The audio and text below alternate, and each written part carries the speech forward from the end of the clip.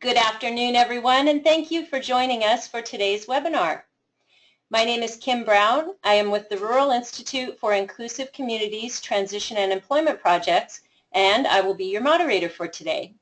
Today's webinar is sponsored by Children's Special Health Services and is funded in whole or in part under a contract with the Montana Department of Public Health and Human Services.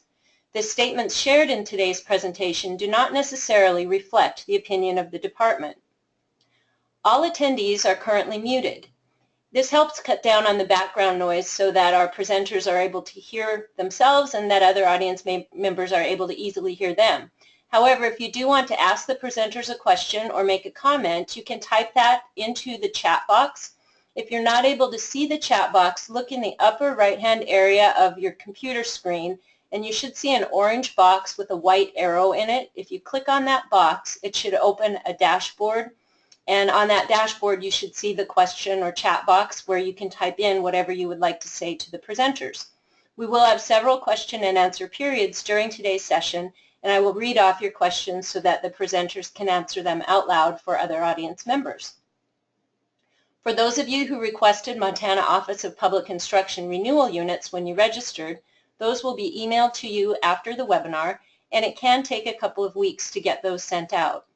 Please note that you do have to have pre-registered in order to receive the OPI credit, and unfortunately at this time we are unable to issue other kinds of attendance documentation. Today's session is being audio taped for the Transition and Employment Projects Resource Library, and the recording for today's webinar will be posted to the Transition and Employment Projects Training Archives page, and I'll put the website URL or website address for that into the chat box. And we'll get that posted as soon as possible. Please note that it can take a couple of weeks for us to get that up onto the website. But that way, if you're interested in watching or listening to today's presenters again, or if you want to share the information with other people, you can go to our archives page and do that quite easily. The slides for today's presentation are already posted on our website. They're also posted in the handouts area of your dashboard today. So if you're interested in taking a look at the slides or printing those off or downloading and saving them, they are there and available for you. When you sign out of today's webinar, a survey link will pop up. It's quite short. I think we have about 8 questions on there, and we do really appreciate you taking the time to complete the survey. We look at all the responses that we receive, and we use those to try to continually improve the trainings that we're offering. We also use those to decide what topics we'll be presenting on from year to year. So again, please do take the time to fill out that survey after the session. With that, I would like to go ahead and introduce our speakers for today. We're very lucky to have 3 experienced folks with us. They have lived experience with self-advocacy. They are fantastic presenters and have lots of good information to share with us. You will hear some similar themes in what they have to share, but each of the presenters has a unique perspective, and so hopefully you'll be able to gain ideas and understanding about what self-advocacy is, how you might learn the skills for yourself, or how you might teach those skills to other people, and ways in which self-advocacy is important and ways upon which you can continue to build those skills. So with that, I would like to let you know about our presenters today. We have Isaac Baldry. Isaac graduated from Custer County District High School in 2010. He attended the Montana Youth Leadership Forum in 2008 and works as the Region 1 Coordinator for My Transitions. He has been a member of the Rural Institute Consumer Advisory Council since 2008 and has presented on multiple webinars for the Rural Institute. He currently is a private contractor for the Pre-Employment Transition Services Technical Assistance Center at the University of Montana. He speaks as a Special Olympics Global Messenger and has been a law enforcement torch run athlete ambassador for Montana. In November of 2012, he was awarded the Executive Council International Athlete Award for his work. He is also self-employed as a national speaker focusing on youth issues and technology. His use of technology was featured in the 2012 spring edition of Apostrophe magazine. In 2004, Isaac received the Yes I Can Award in the area of technology. He's a local sports enthusiast, and he will often be at the game wherever the sport, or whatever the sport, excuse me. In the summertime, Isaac's busy with his raised garden beds. We also are lucky to have June Hermanson with us today. June is the Program Director for the Montana Youth Leadership Forum and also for Montana Youth Transitions. June has a BA in Social Work and a Master's in Education. She has worked in the field of disability issues for over 30 years. June is congenitally disabled and believes her personal experience has assisted her in developing statewide transition programs. She also finds that working directly with youth helps keep the focus on the big picture of a coordinated system of transition for all youth with disabilities. And Lauren Beyer is with us today. Lauren is a project assistant for the University of Montana Rural Institute for Inclusive Communities. She has a degree in political science and a strong interest in journalism. And with that, I would like to turn the presentation over to our first presenter, Isaac Baldry.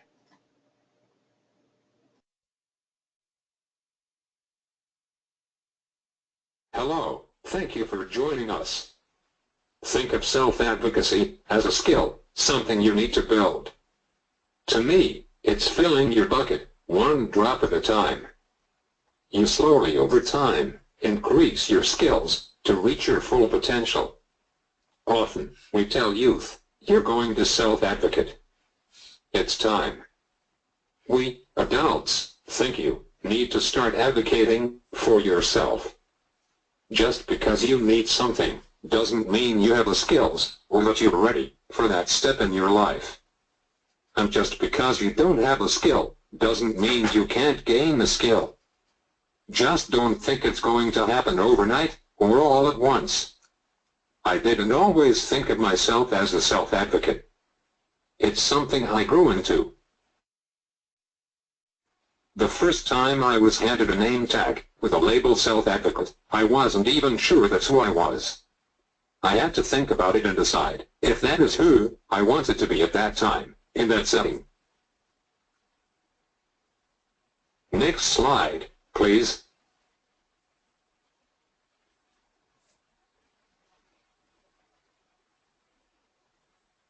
I wanted to start my presentation with this picture. I am happy, remembering back, when I look at that picture. That's me behind the mask, and in the sidecar. Riding in a sidecar was something I always had wanted to do. The first part of that was communicating that doing so was something I wanted. We will just skip over the initial reaction to that idea. Stick with it as my idea. Whenever I saw a motorcycle, people got to hear that I wanted to ride. I was invited to speak at a motorcycle fundraising event. Friends planning the event listened to my want. They started planning how could my goal become a reality. We talked about what I would need, what I wanted and did not want. I ride every year now. I even have a couple different friends and a couple different bikes to support me when I want to ride. While I may not be driving the motorcycle, I did choose to go with these guys on a motorcycle ride, and then to a rock concert. Friends helped me to make this happen. Bikers might not be something your parents would let you do, but I am an adult and my own guardian. I know the risks of riding a motorcycle, and I have the right to choose. Really, they are a great group of friends who always had my back. Next slide, please.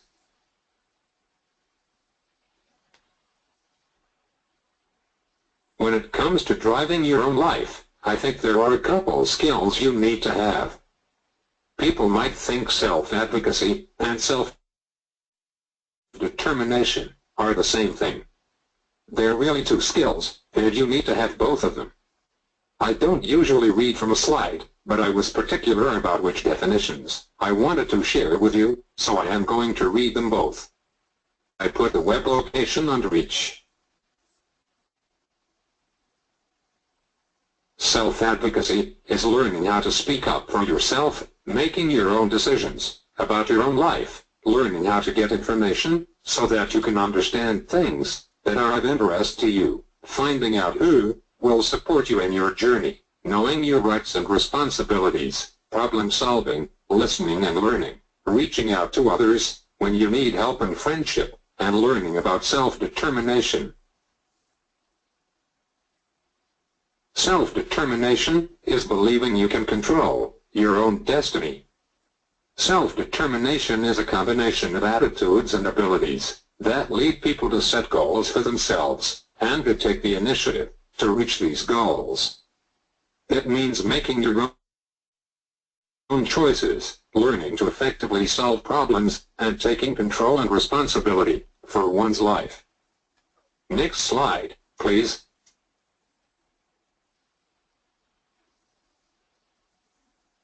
Why is it so hard to be a self-advocate? People are uncomfortable with being called an advocate. I think a lot of it goes back to people feeling uncomfortable because they believe an advocate is someone who confronts, someone who argues. Even one definition I found of advocate as a verb means to speak or urge by argument. Sometimes you do have to confront someone else. But that doesn't mean that is where you have to start. We are really talking about making your wants, needs, and choices known. Do you have the opportunity and day-to-day life to make choices? Making choices doesn't mean you always have to make the right choice. You can learn more from a wrong choice sometimes. As an individual, where are you at with communicating your likes, your dislikes, and what your choice would be? Are you willing to share that information? What do you need to make you feel safe in sharing personal information? Maybe you need to learn more about yourself or your disability. Next slide, please. The Workforce Innovation and Opportunity Act has 5 pre-employment transition service categories. Self-advocacy is one of those. Through vocational rehabilitation services, you can learn how to be a self-advocate. Some Montana schools are providing pre-employment transition services under their contracts with vocational rehabilitation. You shouldn't be expected to just do it. Be a self-advocate. You need practice and lessons to learn the skills.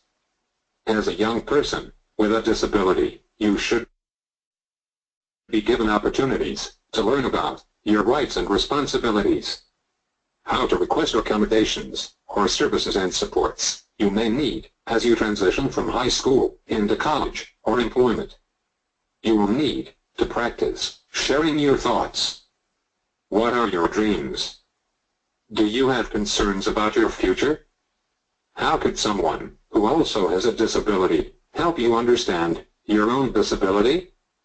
Do you have a peer mentor? You could benefit from the opportunity to participate in youth leadership activities. I am sure June will share more about what is available through Montana Youth Transitions.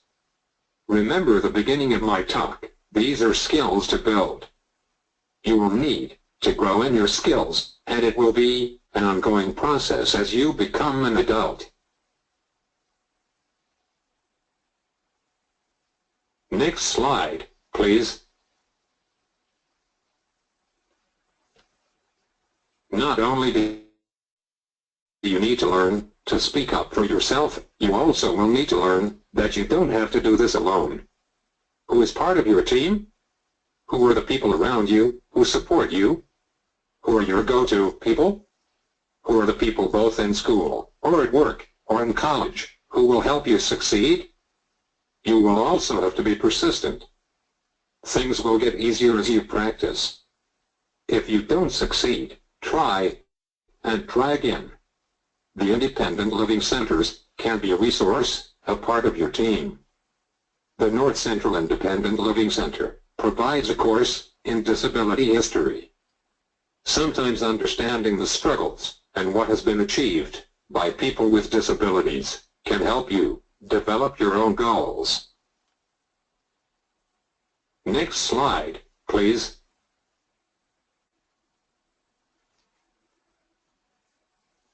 When I think of my personal journey of being a self-advocate, I think my need and use of assistive technology helped me develop my advocacy skills. My disability limits my ability to communicate. When I was little, because of my desire to share my thoughts, I was introduced to assistive technology. From the very beginning, I was part of the discussion as to if the tool worked for me. What did I like? What did I not like? Being included in the conversation let me know my opinion mattered. Once I had the opportunity to use tools to assist me, I was always challenging the tools to do more for me.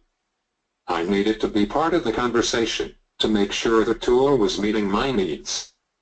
It might also have helped that I was part of a big family. If you didn't speak up, you might be forgotten. Everyone in my family thinks they have the right to share their 2 cents on everything. Assistive technology is always changing. I like to be aware of what may benefit me. I need the opportunity to try out tools and make my own decision as to what works best for me.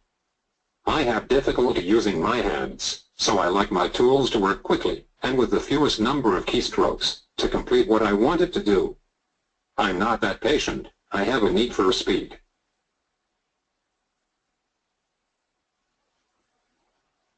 Beginning in kindergarten, I needed to be able to advocate for myself in school. I used technology to share about what I had brought for show and tell. I wanted to do the telling, not the showing. As I moved through grade school, I needed to share with people my desire to participate with my peers. I needed to help them understand that I wanted to be a part of the class, not just present. By the time I was in high school, I was a regular part of my IEP.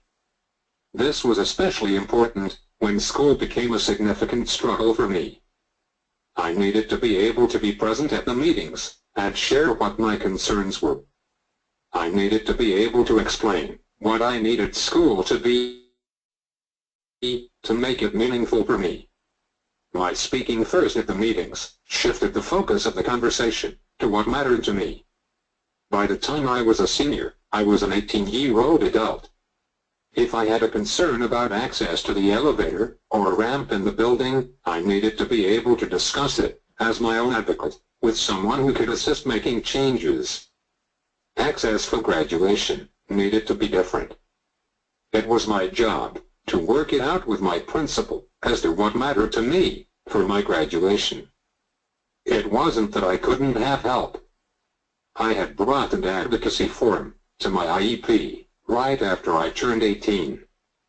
I could have support and assistance, but I decided who that would be and how they would help me. It needed to be someone who would support my decisions.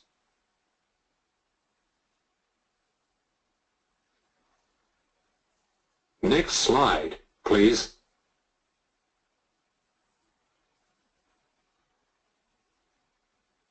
Since graduation, employment has been a big part of my life. I am now an independent contractor. I own my own business. Isaac Baldry Consulting, catchy name, don't you think? Owning my own business means I'm always advocating for myself in different ways. I am responsible for promoting my business. I have to advocate why I would be the right choice for a presentation or to do the work on a contract. When I have an offer for work, I have to negotiate how much I will be paid and what work I will complete. I have to make sure I consider how much time it will take me to complete a project. I need to value my time and my work to set a fair wage for myself. Sometimes, what I'm asked to do is not something I am able to do. I have to understand myself and be willing to think creatively how a job could be adjusted using my strengths. I have to make sure that whomever I am working with understands my expectations and what I will need from them, as well as my understanding what their expectation is for me. As long as I want to have work, I will have to keep advocating for myself and my company. And until I win the lottery, I guess I have to keep working. Next slide, please.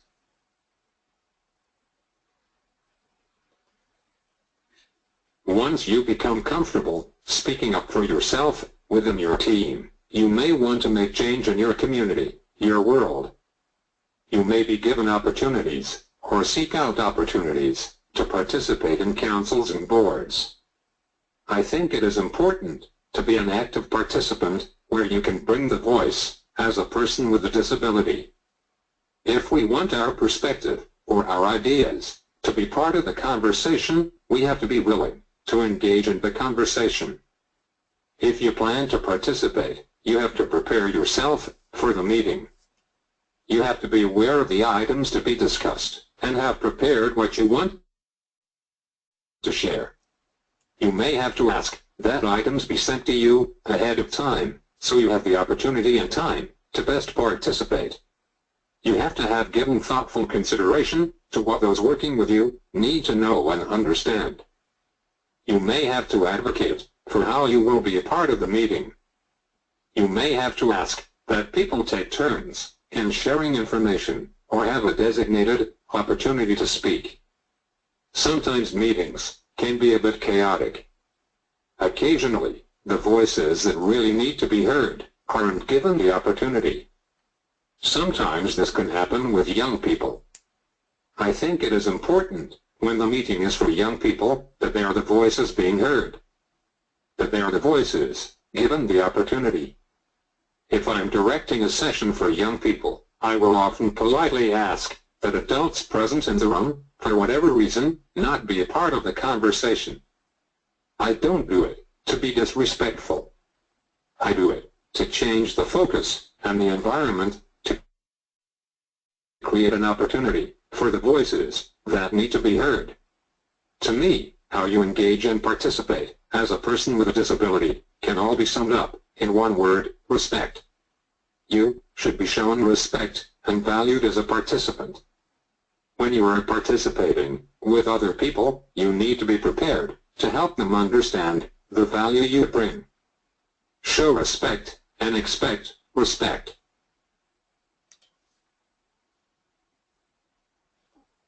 Next slide, please.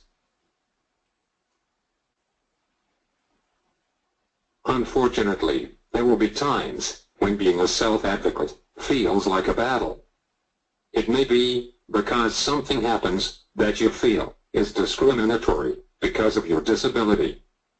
I have had this happen time and time again in my life. I tend to look at it as I have two choices, and I will choose which path I take.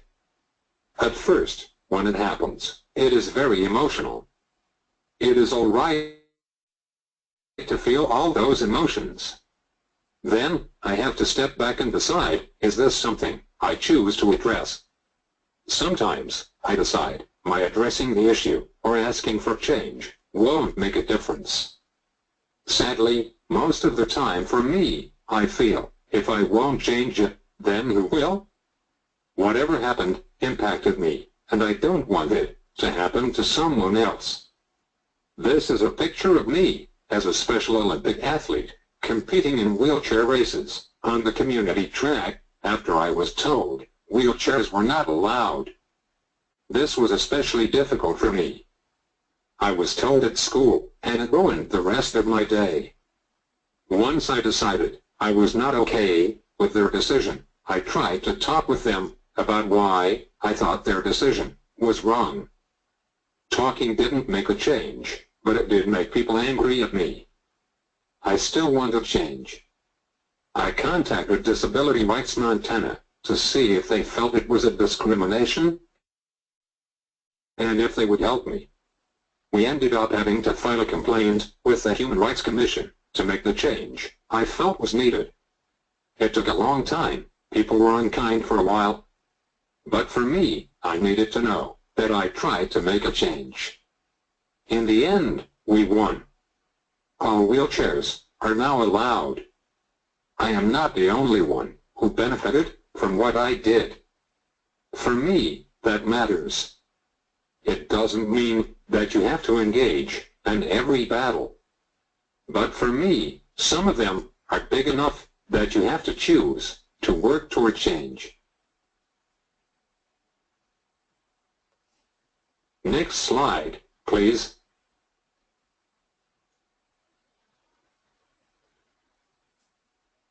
As you can see, for a lot of my life, we worked on my having the skills to be a self-advocate, to be able to speak up for myself and to make my choices and decisions known. When I was getting close to turning 18 and becoming an adult, conversation about my needing a guardianship came up. This didn't make sense to us. If I spent so long learning the skills, why couldn't I continue to be the decision maker in my life? I am my own guardian. I do have tools to ensure that I have supports.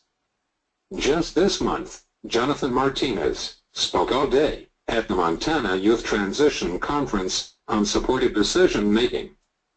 I've included a link to their website. The Montana Youth Transitions Conference posted the materials Jonathan shared.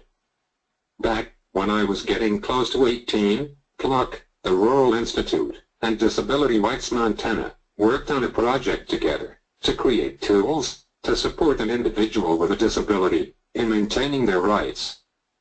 I have listed the PLUC Google site as well. Using what we learned, we developed tools for me to use. I mentioned earlier having a form that I gave my IEP team when I turned 18. It was an education advocacy form. I also have a patient advocate form to support me in medical decisions. I have given a copy of the tool to all my healthcare providers. I keep a copy in my computer bag, as well as a digital copy on my iPad, in case I have an emergency or am outside my community. Both these forms explain how I wish to be assisted and supported, but the right to make decisions is mine. I also mentioned earlier liking to make money. I am careful how I spend my money. I can track my account on my computer or on my app. I am able to pay my bills online. I do still have my mom listed on my accounts. It is not for her to monitor how I use my money, but if I have a problem with the bank, she can assist me in communicating about my account. As an adult with a disability, I often have to explain that I do not have a guardian. I have to redirect people to work directly with me. Sometimes this can be done through communication. Sometimes an agency needs a form to help them understand how I will be supported. When they do, I have another form from PLUC that I can adjust to meet the need. I look forward to seeing what the Rural Institute develops in their toolkit. I am sure I will be consulted and involved in the development of their tools. Next slide, please. On this last slide, I have a few resources you might consider taking a look at as you determine where you are at in becoming a self-advocate. What are the skills you have? What are the skills you need? Best of luck in your journey in becoming a self-advocate. Thank you for listening. Thank you very much, Isaac, for the excellent information and for your great slides. We will have a question and answer period at the end after all of our presenters have shared their information today, but right now we can take a minute if any of you have a yes or no question that you would like to ask Isaac. You may certainly type that into the chat box right now if you'd like to. Again, it's faster if you can use a yes or no type of question so that Isaac doesn't have to try and program a lot right now. We do have several thank yous and excellent presentation comments coming in, Isaac. We'll give just another minute for any typing a question into Isaac, and then we'll move on to our next presenter for the day.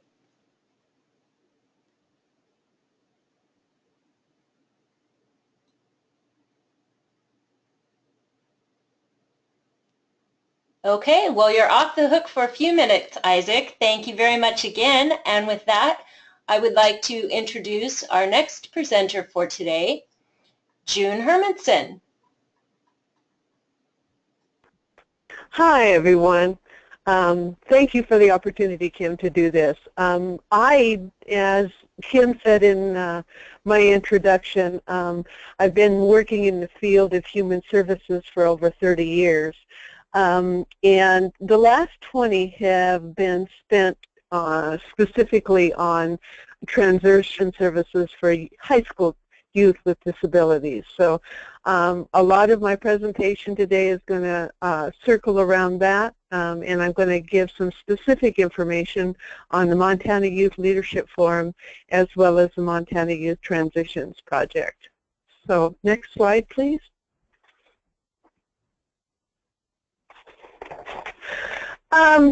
What we do in both of our the projects that I am administrator for is we have to start at a place when it comes to disability about who a person is with a disability. Oftentimes what we find is that people take on their diagnosis as opposed to having that diagnosis be a characteristic of the person that they are. And before we can take the steps to self-advocacy, we need to know exactly who we are, and we need to discuss the steps of acceptance as it relates to disability. And so the circle is continuous. All throughout life, you do get your diagnosis, and with that we hope that youth, and we encourage youth to get all the information that they can about their diagnosis so that they are defining that diagnosis and not society. So information about that diagnosis is key. Then sometimes the acceptance process leads us into anger. You get your diagnosis, and anger might set in regard to what that means, how it's defined, the limitations that might exist, all of those things that come with the next stage of acceptance. And sometimes people get stuck in this stage, and when we talk to youth with disabilities, this can be a stage in which they're working on their acceptance process, and if people don't, the people that are supporting them don't understand the acceptance process, then they think that that anger is a behavioral problem, and sometimes youth end up with a diagnosis of a disability and then a label of having a behavioral problem because they're going through the stages of acceptance. So the next one is the bargaining, which, you know, if I can just have a day, or just the whole mindset or thinking process of being better, being different, how do I get there if I can just bargain this away? And again, we need to be able to communicate with youth on their thoughts and on their feelings in regard to the diagnosis, and were they angry, and, you know, have they thought about bargaining, have they been bargaining, you know, and to have a real understanding of that. Then we go into the depression. And again, this sometimes is seen in a different fashion by people that observe the actions and activities of a young person. And sometimes it's really hard to determine if some of those reactions are based upon the diagnosis and where they're at in this cycle of acceptance, or whether it's teenage hormones and just being normal.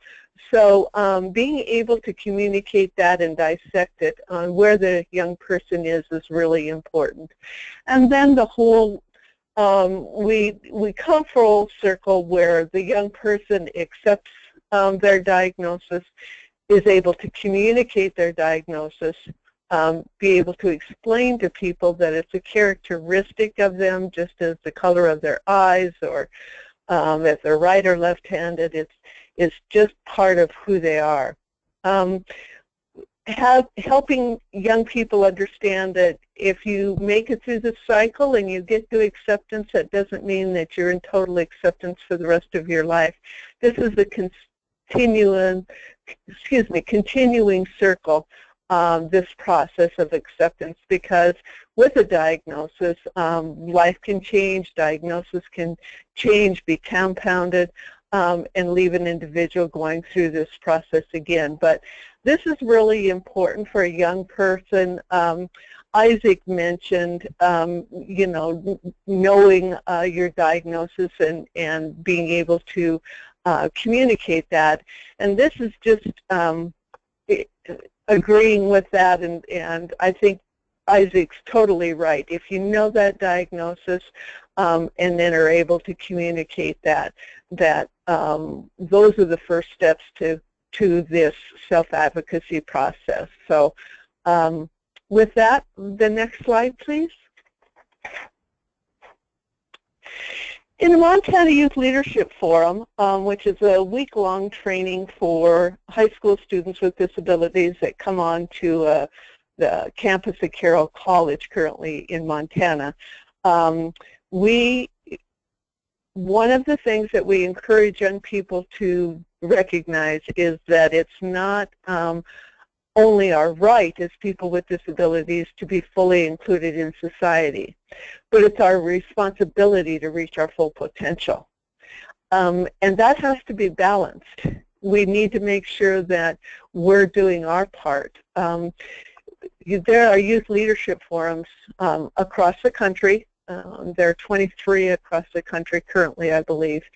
And it's really important, civic engagement, being partners in our communities as people with disabilities, and to be able to model the skills and abilities that we have. So understanding our rights and responsibilities, not only under the Americans with Disabilities Act, but under IDEA and all other federal and state legislation. So with that, the next slide, please. Because the majority of the work that we do in both of the projects that I am program director for are with high school students with disabilities, and I will admit to you that I'm probably an older person in the context of making presentations on self-advocacy. But one of the things that I've seen throughout my career, there was no IDEA when I began my career. There was no Americans with Disabilities Act when I began my career. What I've been able to see over the passage of time are the efforts by folks to implement laws that facilitate a young person being fully integrated. And then again, it's if society makes those laws that allow an individual to be fully included, then the responsibility of that individual is to know their diagnosis and to be able to define their needs and wants, really in the way that Isaac has laid out for you. I mean, he's a great role model in regard to what young people can do for themselves once they're empowered with the skills to be able to go forward. Most of the young people that we work with are on IEPs or 504 plans. They're still in high school. And some of this is repetitive as far as your rights under the IEP. Some of the things that still amaze me is when I'm in a group of young people and I ask them, do they attend their IEP meetings? You know, how active are they? And I still find many, many youth that don't even attend those meetings. One of the things that we're currently doing under the Montana Youth Transitions Project is we are starting under the Pre-Employment Transition Services under WIOA is we are going to start a student-led IEP training. We're currently in the process of recruiting we have 5 regions in the state, and we're recruiting a school from each of those regions that's willing to participate and work with us to teach young people how to lead their own IEP meetings. And once we start doing those trainings, these are some of the rights that we will encourage young people to know and to understand in regard to their rights and their IEPs. That training will include the rights, but their responsibilities, and the partnership that needs to take place with their teachers and the responsibilities under IDEA. So I'm not going to read this slide specifically, but I am very excited to get our pilot for the student-led IEPs off the ground and be able to start empowering more young people to start to lead those IEP meetings. And one of the things we'll be encouraging young people to do is to make sure that student-led doesn't mean that it's a power issue, but rather a partnership issue, because it's a partnership, and if we can model that it's through partnerships throughout life that are the things that really will advance us, then it's only to their benefit that we do that. So next slide, please.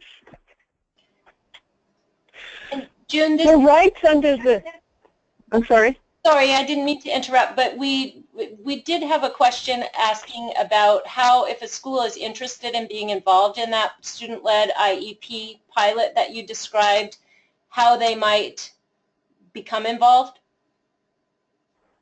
Just get a hold of us and let us know that your school is interested in being part of that pilot project, and we'd sure like to hear from you. So thanks. You bet. One of the things that we also stress during the Youth Leadership Forum and the Youth Transition Project is we can talk about our rights all we want, but we have to remember, we want to stress to young people is that they have responsibilities. If you're going to, and Isaac said these things, so I don't want to really repeat what he said because he said them so well.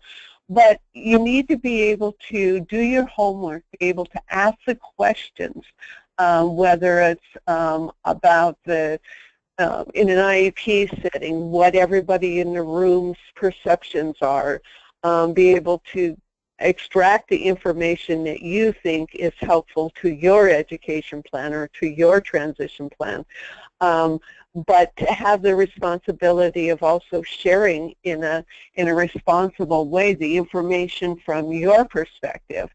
So those are some of the things that we really try to stress in both of our projects, is that it's not simply my right to be everywhere, but I've got responsibilities. I've got responsibilities to my teachers, to my families, to the schools. And if we can, there's some sociological studies that say the more that we can do this for and with youth while they're still in high school, their success rate goes up significantly once they're out of high school. So these are the some of the, really cornerstones of both of our projects. One of the, I guess the final thing and the final statement on this responsibility slide is the follow-through. It's so important that youth follow through on anything that they're asked to do or they volunteer to do. That speaks volumes. And so we try to model that when we, for instance, in the Montana Youth Leadership Forum, we're going to be starting, again, another component under the Pre-Employment Transition Services is we're starting a My Life Step 2 where the alumni come out of the regular My Life Forum and go into a day in the life of an adult. And in that setting, we're making them responsible for everything, whether it's the alarm, their laundry, whatever. And included in that is doing volunteer work, and then following through on all of those things. Anything that they say or do or commit to that week, following through and modeling that for them will be huge. And we think that that's significant. Next slide, please. Be your own hero. So oftentimes we always talk about in society that young people are looking for heroes, and whether they're sports or whatever, that they need a hero to look up to and to be able to take from their modeling and replicate those actions. But one of the things that we try to stress is that we want young people to be their own hero. It's only through their own knowledge of themselves, where they fit in the disability community, how they accept their disability, and then how they take all of that information and be able to communicate that. It is the purest form of self-advocacy. Self-advocacy is not just being present physically, but it's being able to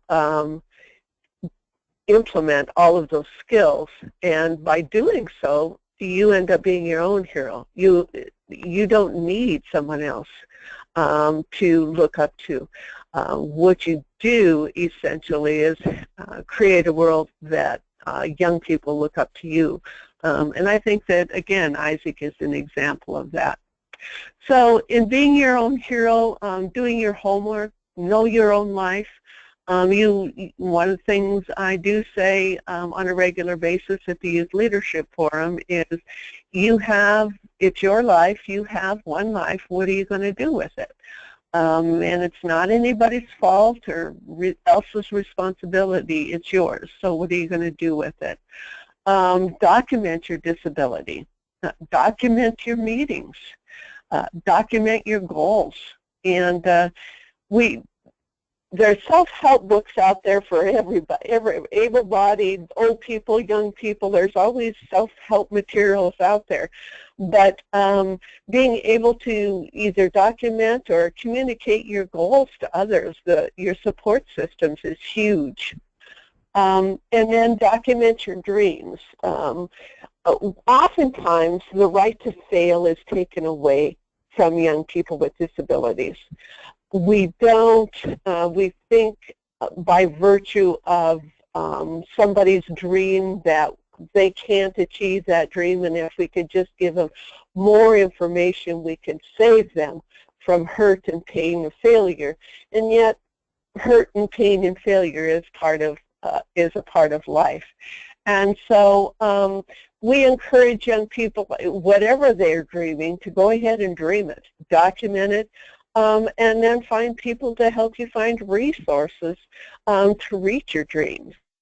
And by doing that, then a young person might do a job shadowing or something and figure out on their own that maybe that dream isn't quite as achievable as they had hoped it would be. But it's then their decision and their self-determination in regard to the next steps that come. I do want to touch base on the Youth Leadership Forum and the Youth Transitions Project a little bit before I go on. The Youth Leadership Forum is a concentration on the young people with disabilities that attend the forum. It's all about the young people.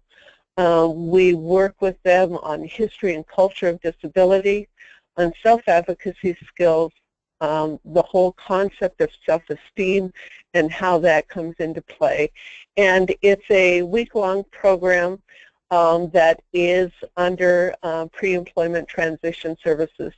And through that, then the young people oftentimes have never been away from home So I've always gotten the pleasure. We've just completed our 17th year, and I've got the pleasure of telling parents for 17 years, no, you cannot come with your child. No, they'll make it through.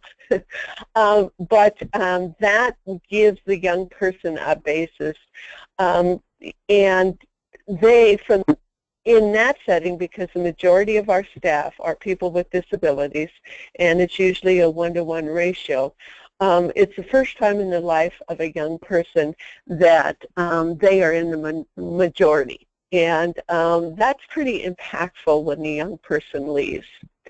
One of the things that we will be expanding over the next year is rural components, or miniature versions of the Youth Leadership Forum.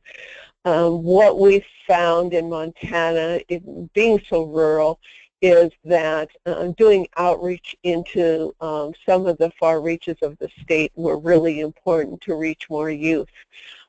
And so we have had one of our Youth Leadership Forum minis, which is a day-and-a-half version. We condense our curriculum. However, the young person still leaves with a leadership plan, and then once the youth complete the forum or the mini, we provide 1 year of follow-along services.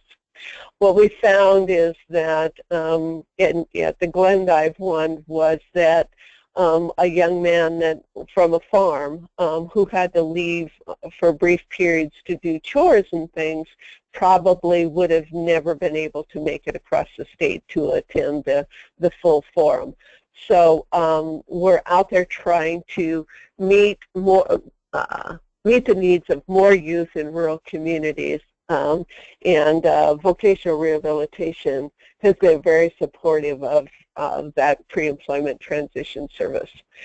Then the last component I didn't mention for the Youth Leadership Forum is the step 2, the day in the life of an adult, where next June we will bring alumni from the previous program and bring them into Helena for a week and put them into internships and some things to provide them a step up in regard to those types of activities. So that project is very individual concentration.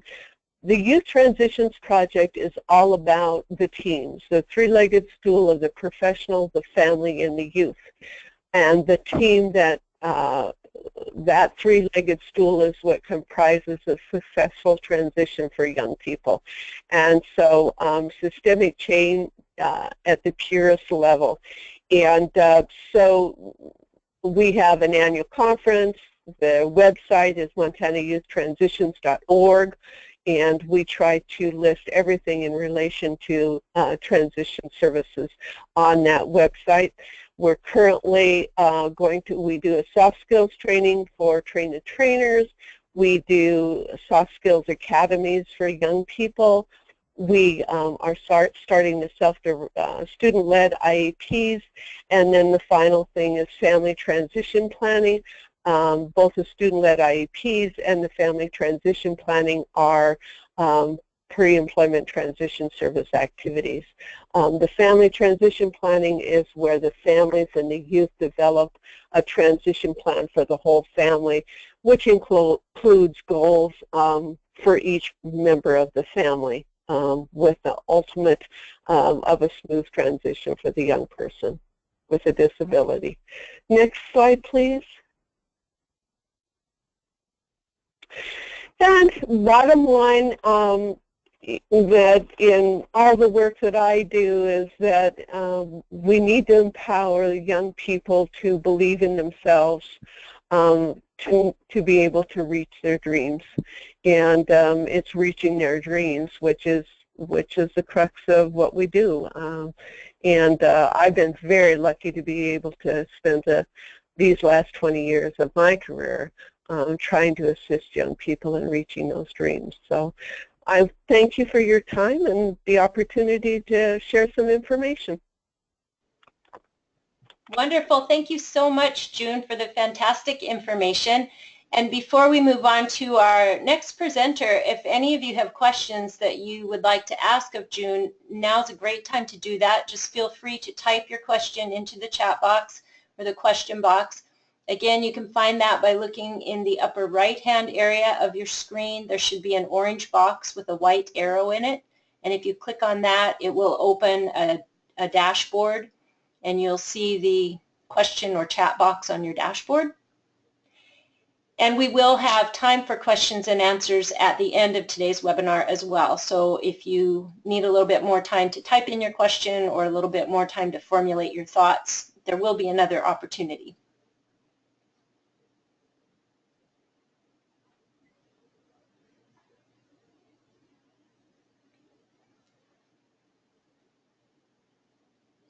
Okay, well with that, thank you again, June, and we'll go ahead and move on to our third presenter today, Lauren Beyer. And Lauren, if you want to click your unmute, I'll turn it over to you.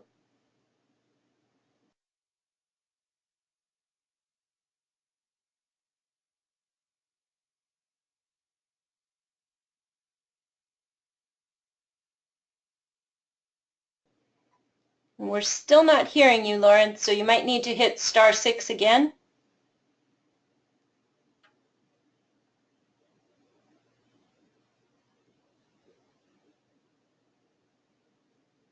Okay, sorry about that. It took me, I was trying to get it unmuted and it wasn't working, but can you hear me now? We sure can. Thanks, Lauren. Okay, great. Hello, thanks for having me present on this topic. I don't have as much evidential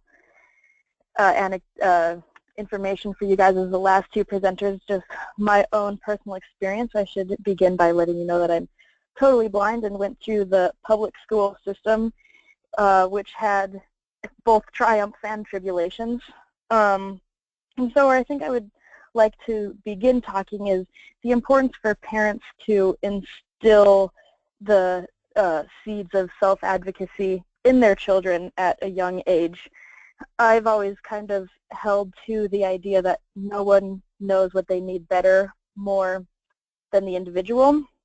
And so my parents, though very well-intentioned, often don't really know the best method and means for me to accomplish what I need to accomplish. And they realize that, and so they would encourage me to go to my IEP meetings starting in 3rd grade and communicating what was working well, what I would like changed, and all of that. And my school made it difficult to advocate for myself. There's one story of them not believing that I had a visual impairment and lining chairs in the hallway as I went to the IEP meeting so that they could have a specialist analyze whether or not I had a vision problem.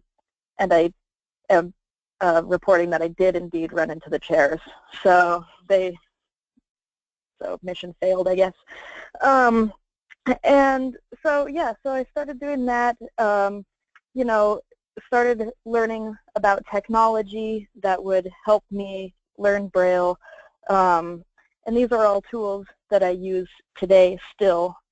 And, you know, going back to that same message, you know, parents aren't necessarily going to know what screen reader or what assistive technology is best for their child. And so it's important for the child to learn up so that they can have that foundation knowledge that they might use the rest of their life. And there are programs now in the state like Montech which offer trainings on assistive technology, but those are kind of hard to come by in rural Montana. And so if you represent the rural communities, you might need to, you know, seek outside help for training on assistive technology and how to get elementary age school children introduced to those types of options. I actually went to a lot of summer camps out of state and learned a lot about technology and devices and all of that. And then, you know, high school dawned, and everything was smooth sailing, except that transition was on the horizon. And I'm so glad for the PREET's mission now, the Pre-Employment Transition Technical Institute. I think that that'll be awesome for kids up and coming. When I was in high school, there was still the norm that voc rehab wouldn't step up until I was 18, which is understandable. But that meant that I had to learn how to do a lot of it for myself and how to apply to college and what that might mean. I knew that I was college bound. And so they came to my last IEP meeting when I was a senior in high school, voc rehab did, and signed off on going to college with the eventual goal of law school. And but then, you know, so they said, okay, we will help pay for college and we will help get the assistive technology you need, that you have advocated that you need. But beyond that, you know, there's a lot of steps that the individual still needs to take. I made sure to go to the Disability Services office several months before beginning school and speak with the director of services there about what I might need and what they offered and what I wouldn't need. And, you know, to be honest, transitioning to college was a pretty big process. I had to do all that, but then I had to learn the campus, which, you know, if it's a big campus, it can take a little time. So fortunately, voc rehab assisted with that as well. And then, you know, a lot of it is on me again. I need to communicate with my professors. I would always email professors a month before the beginning of every semester to find out what the course materials were going to be like, the layout of the class as far as, you know, PowerPoint, presentations, or is it lecture style, basically to make sure that I could get all the materials in an accessible format throughout the semester. And the University of Montana Disability Services was great about transcribing my books into an accessible format if I needed to. There were also online options such as Bookshare, which is a large database of ebooks for people with print disabilities, if you're unaware of that service. And you can request that they get a textbook for you, but they need 3 weeks notice to get in touch with the publisher. So a lot of these decisions can't happen overnight. You know, it's a lengthy process, and you have to give it plenty of time, or else it can get really stressful. And I went to 2 different schools. I went to school at the University of Montana, and then because of accommodation problems, I actually did a short stint at a school in North Carolina, and I didn't have voc rehab services there. I just went and learned the campus by myself, tried to get my textbooks in accessible format, which some were successful and others, like my Spanish book, not so much. But it was all trial and error, and one thing that you learn as you advocate for yourself is to be adaptable. You know, maybe you know, I didn't get to take Spanish that semester because the book was just so delayed. But I took another class, and then I was able to pick up Spanish the next semester, and it really wasn't that big of a deal. But to kind of jump back to why I left this state in the first place, it's so important by the time one reaches college to be able to self-advocate for yourself, especially because even though there are members of your team, they might not always be on campus with you. You know, like, okay, yes, my parents are a phone call away, but they can't assist me in some of these problems. And I was enrolled in this class. It was a history course, and I proceeded with my normal protocol, emailed the professor a month before the class began to make sure that we could communicate via email, that he wouldn't hand me pieces of paper that I wouldn't be able to read, that everything was going to be conducted electronically. And he agreed to this. And I showed up to class, and it was a big lecture-style class. And instead of attendance, 10% of your grade came from 3 pop quizzes that you were expected to be in class for. And the day of the first pop quiz dawned, and I was in class, and he handed me a piece of paper. And I politely said, I thought that we had went over this. I can't read this piece of paper. And his first response was to just waive it and to give me the free points. And I didn't agree to that because I was paying to be in the class just like everybody else. I didn't want handouts. And so he told me to come to his office the following week. Unfortunately, the website hadn't been updated, and his office had moved since the previous semester. So I went to the wrong office. He wasn't there, obviously. So I called him. I called his office phone, and at this point, class was about to start. And I said, I tried to come to your office. The wrong office was listed. I want to take this quiz. You know, how can we work around this? And he said, I don't normally offer makeup quizzes. And I tried to explain to him that it was not a makeup quiz. And then we started communicating via email, to which he would not respond. And so I utilized my team, and I had the disability services coordinator reach out to him. And she CC'd me on the emails, and he was so over me that he decided to remove me from the CC'd email and would only communicate with my disability services coordinator. And so the story concludes with me taking the pop quizzes that everybody else took in February and March. I took them alongside my final in the middle of May, and didn't do as well as I would have if I'd taken them in February while the material was still fresh in my brain. So that was an example of where self-advocacy, I guess, worked in my favor. You know, I mean, he wasn't willing to understand or to communicate with me, but I did all that I could, and I did the right thing, and I advocated for myself to the best of my abilities. And you know, there was a few more instances like that, but that just is kind of par for the course, and that plays along with being adaptable. And I graduated last December with my degree in political science, and now I am eagerly awaiting grad school, which comes with its own sets of tribulations as well. I've been trying to register for the GRE, and I keep having my accommodations declined. So that's been frustrating, but I'm sure it'll happen, and if it doesn't happen tomorrow, then it'll happen soon. And I've really learned to be patient, and but not being passive. I think there's an important distinction between being strong and being understanding.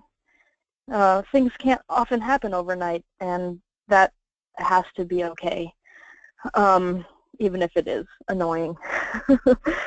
So I think that self-advocacy becomes easier. When I was a kid in middle school and high school, I was really embarrassed to talk to my teachers about having a disability. It made me feel different. But it doesn't go away. And so it's something that I've become more okay with. It's still not easy by any means, but it's something that is good for me, and it's good for communication too. You know, open lines of communication in any type of relationship is the only way to be successful.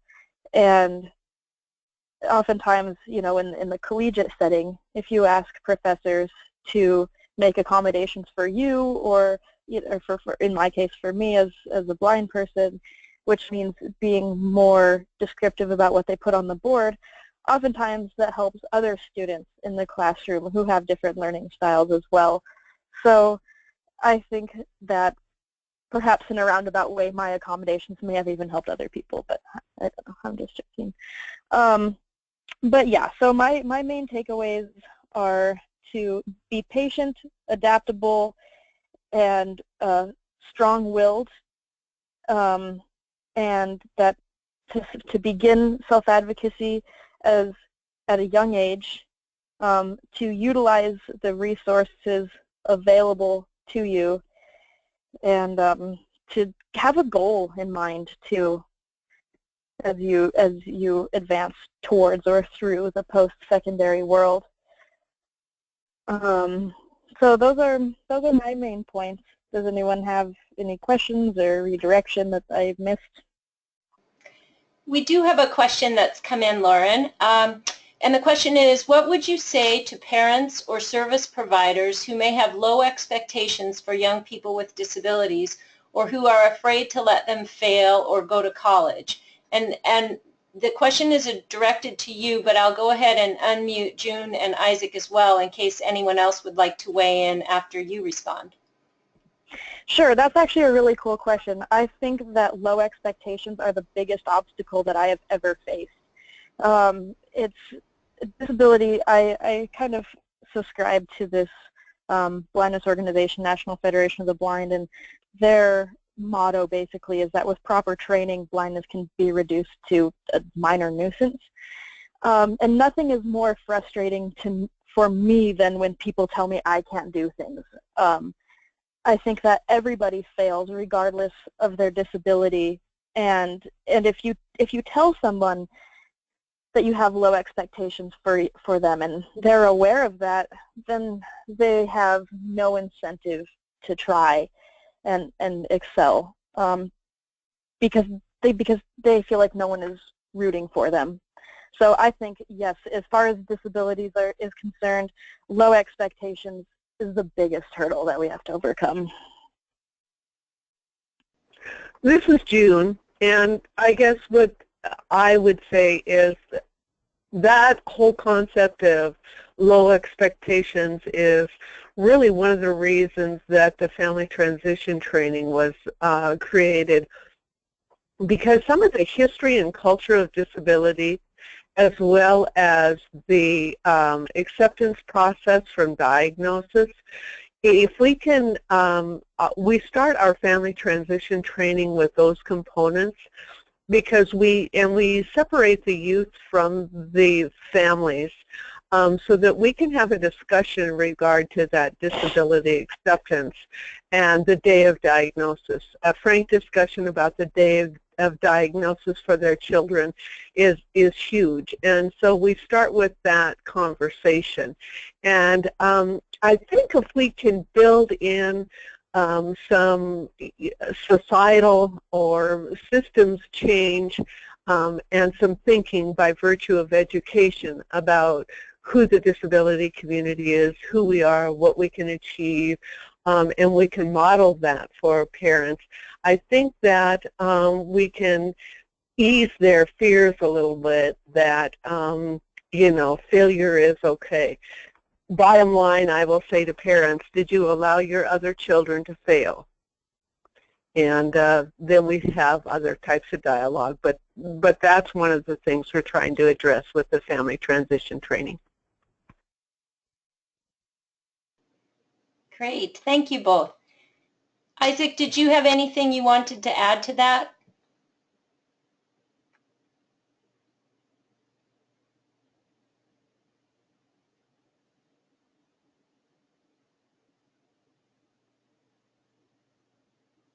No. Okay. Any other questions from our audience members? For any of our presenters, we'll go ahead and open it up now so that if you have a question for Isaac, June, Lauren, or all three, feel free to type that in. And while you're typing, I'll turn to our next slide, which just lists a couple of additional resources.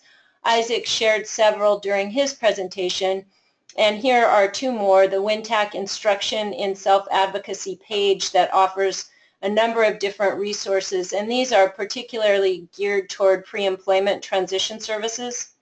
And then also the Right to Make Choices, International Laws and Decision-Making by People with Disabilities, and that's a guide that provides lots of information, not just about disability rights in the United States, but around the world as well. So any questions from any of our audience members?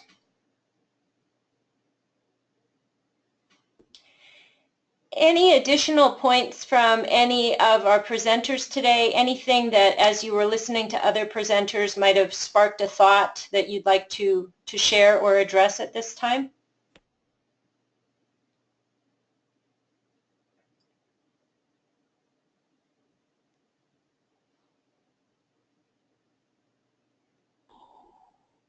Okay. Well, with that, I will go ahead and just offer a reminder that as you sign out of the webinar today, a short survey will appear on your screen. Please do take the time to fill that out. The next webinar that the Rural Institute will be offering is a pre-employment transition services webinar.